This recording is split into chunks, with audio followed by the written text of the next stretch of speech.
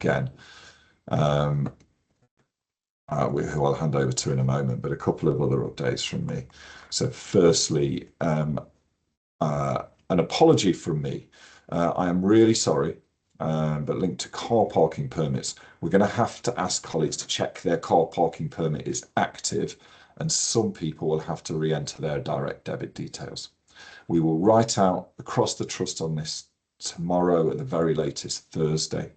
And again, what we just need to ask people to do is log on and check your permit's active, and if it's not, you might have to re-enter your direct debit details. I am very sorry about this. Our supplier, who looks after the direct debits, made a mistake and accidentally cancelled some permits. As you can imagine, it's very frustrating that this has happened. For the avoidance of doubt, it's nobody in our estates and facilities team that have made that mistake. We are just going to have to ask people to log on and just check their permits active. And again, for the avoidance of doubt, if you had a permit before this issue, it will still work for them. It will still work for the next few weeks while we reactivate your permits. But please just watch out for that comms. You don't need to do anything today off the back of it, but watch out for it tomorrow or Thursday. Again, I'm really sorry about this. It is out of our hands, and we will make sure the supplier does everything in place to make sure this doesn't happen again. Again, if you've got any questions, please put that in the chat. Secondly, again, we want to make sure we support you over Christmas. I've talked about the fact if people reach out to me, of course, I'll happily speak to you. I'll try and get the right person to speak to you. Our Chief Operating Officer, Simon Illingworth, is regularly meeting people on different sites. And again, he's going to do one of his Coffee with the Coup sessions. I'm not sure where he got that branding from, to be honest with you, but Coffee with the Coup at Newark soon, and he's doing another one at Kings Mill soon. Please make him go and buy you a coffee. And finally, a bit more levity. Tomorrow is Christmas Jumper Day.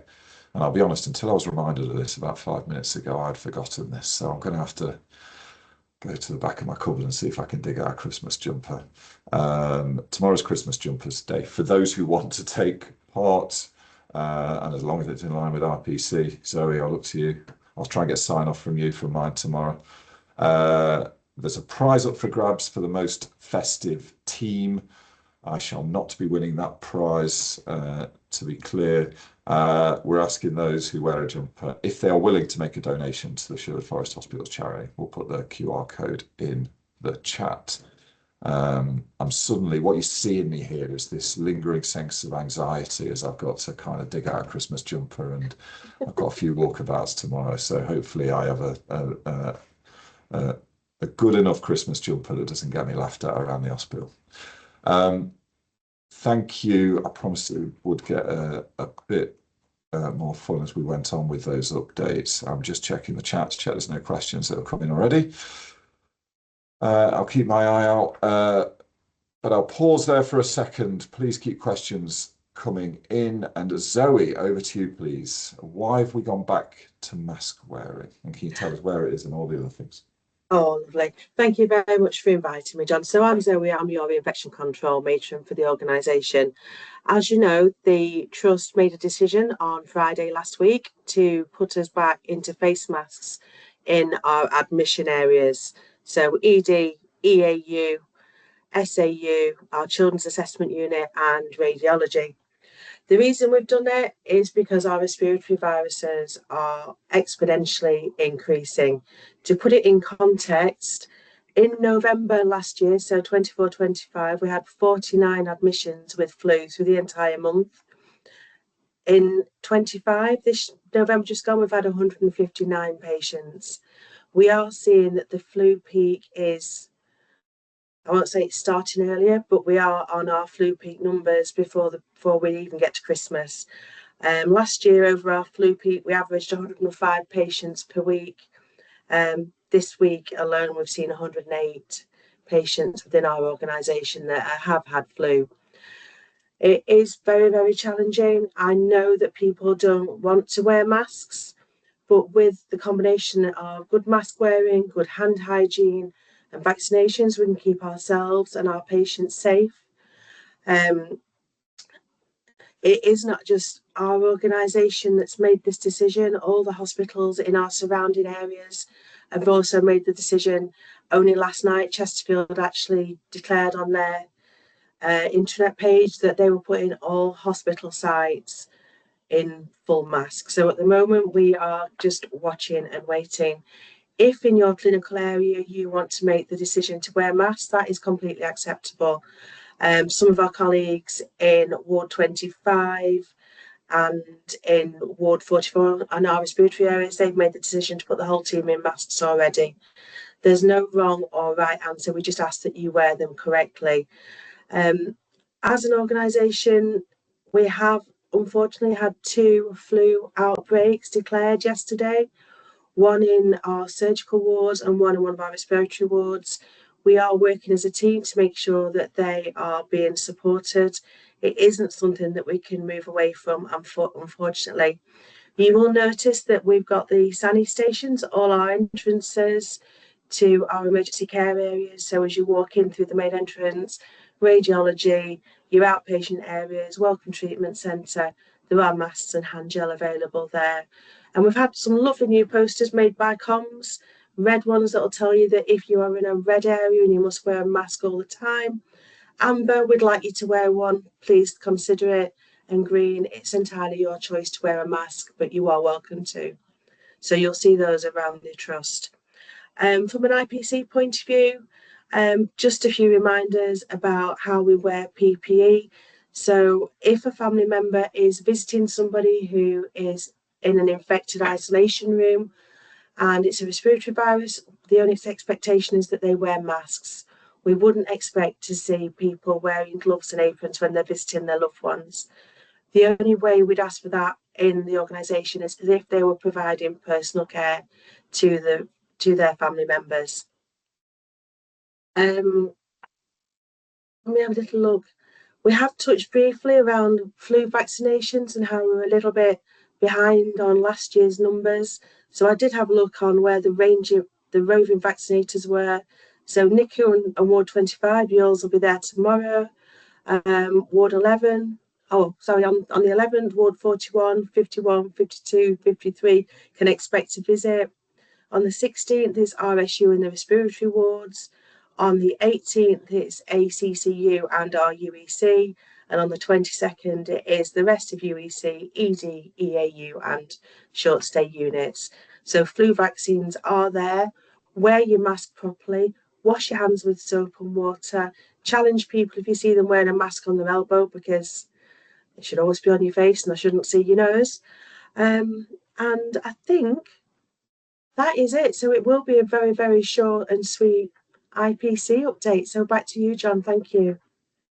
Thank you, Zoe. Can I ask you a couple of questions, please, while I've got you? Pleasure. Why only admissions areas? It's currently only admissions areas because we are over capacity in our EDs and we've got patients over capacity in our admission areas, and we don't know what viruses they have. They're not all tested on admission. They're sitting close to each other. We're trying to prevent the spread between our patients and we're trying to keep our workforce well, because we are seeing a high number of our staff contracting flu and other respiratory viruses, and the best way to protect it is to wear your face mask and wash your hands. Obviously, if our flu numbers continue to rise on the wards, as in the outbreak areas, we'll ask that all the staff go into masks at that point, but we continue to look at the numbers for review, and if our inpatient numbers continue to rise, then we'll revisit it as a senior leadership team whether we go into masks. We are very fortunate within Sherwood because we've got 50% side rooms. So it's our ED and our emergency areas where we need the most help. Thank you. Very clear. When we had a discussion about bringing this back in, or when the Infection Control Committee did, was it considered the impact on colleagues of moving back into masks?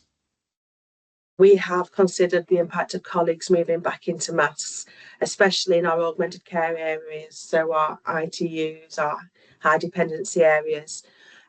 We do consider staff wellbeing, and if you are struggling to wear a mask, please reach out to occupational health, please reach out to your managers, but we are only asking that you're wearing your mask in the admission areas when providing direct patient care.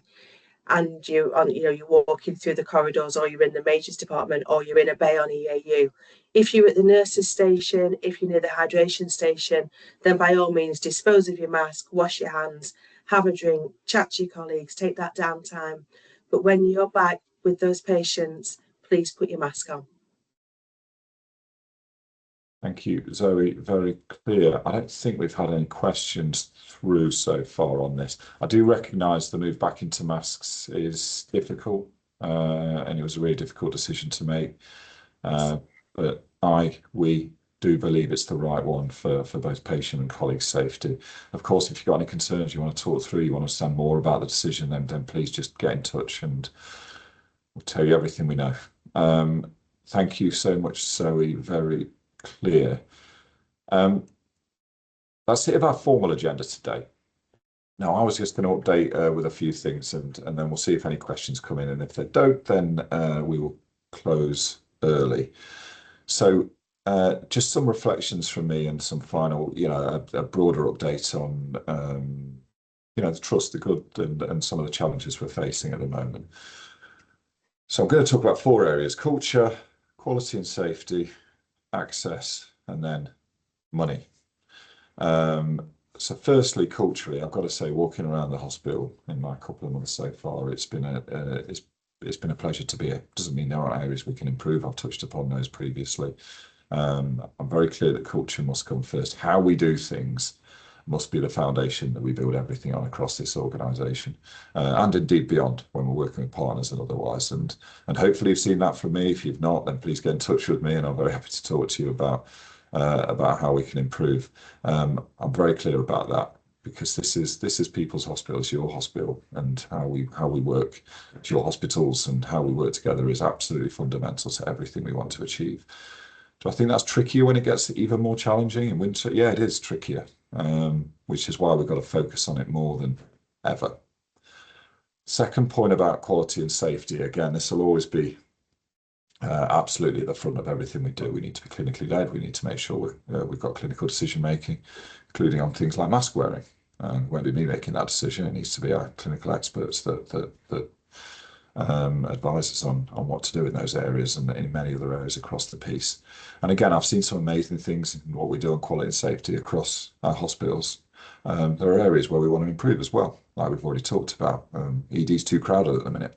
There are other areas we look at as well. And owning those things we're doing really well, and the things where we've got to improve is really important to us. And again, we've got plans to improve. We've got estates plans. We've got growth plans. We've got plans to move into to work more closely with partners and otherwise. Thirdly, access. Again, you want top quality services, and you also want them accessible, so people don't have to wait too long. There are areas where we've improved this year, including our longest waiters on our waiting list coming down. There are areas where we want to see more rapid improvement, and that includes some of our weights in UEC, improve some of our weights in cancer, and includes bringing down that total waiting list more rapidly.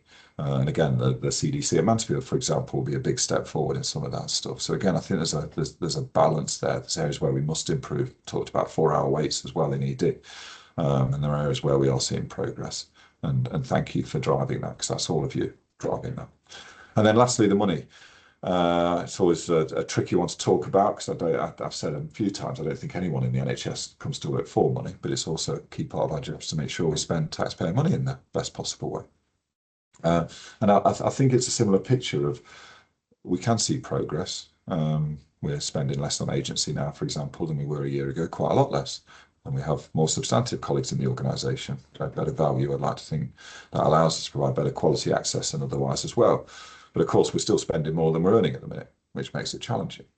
So across the piece, I think what we're seeing is progress. There's areas that we're doing some amazing things, and there's areas where we need to improve as well. And what we need to do across our organisation is make sure we're really clear about where we need to improve and what we're doing about it, and also celebrating the things that are going well. I hope we get that balance right over the coming weeks. I hope.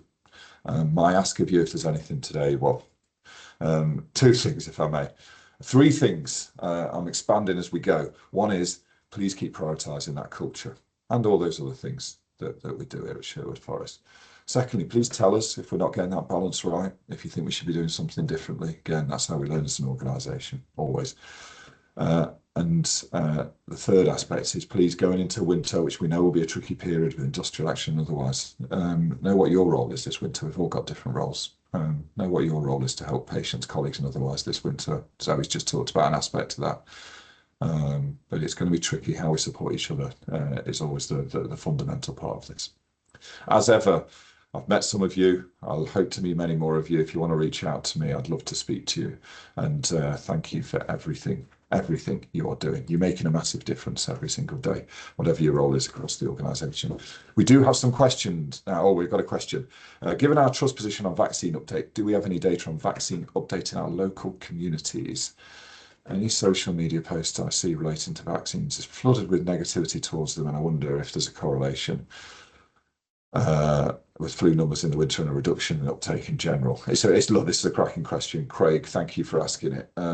Zoe, I'll start if I may, and then Zoe, I'll see if you've got any comments.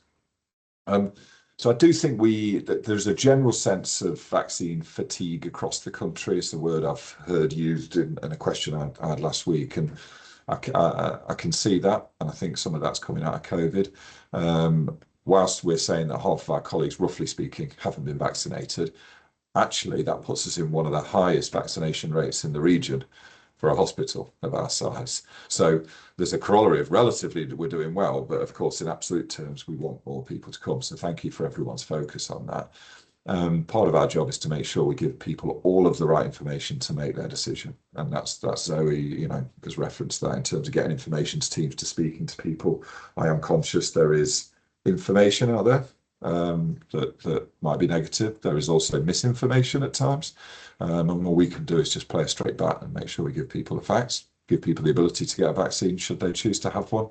And you're right, we have seen slightly lower uptake in the wider public as well, which is something we're working with our partners across the system to encourage. Zoe, is there anything you wanted to add? I'm sorry, I'm muted now. I was just going to say I'd more than happily reach out if Craig would like me to get some information from our ICB colleagues. I know that they've been working tremendously hard, especially in our older communities, making sure that they're encouraging in care homes and going into the care homes, making sure they're up to date with their vaccines. In the care homes that have had outbreaks, they're very, very quick at the prophylaxis with the antiviral medications. So in short, Craig, unfortunately, I've not got the numbers, but I'll happily get some for you. Thank you, Zoe. A little Easter egg there for everyone. Zoe coughing during a flu update. I hope you're okay, Zoe.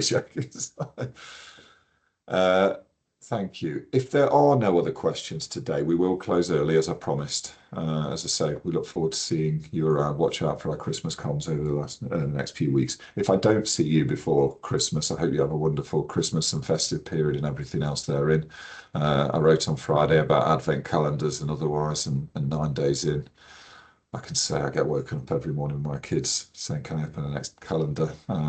But whatever you're doing over the next few weeks, I hope you have a good time, and I recognise how challenging it is as well. So thank you for what you're doing. Have a wonderful day, everyone. See you all soon.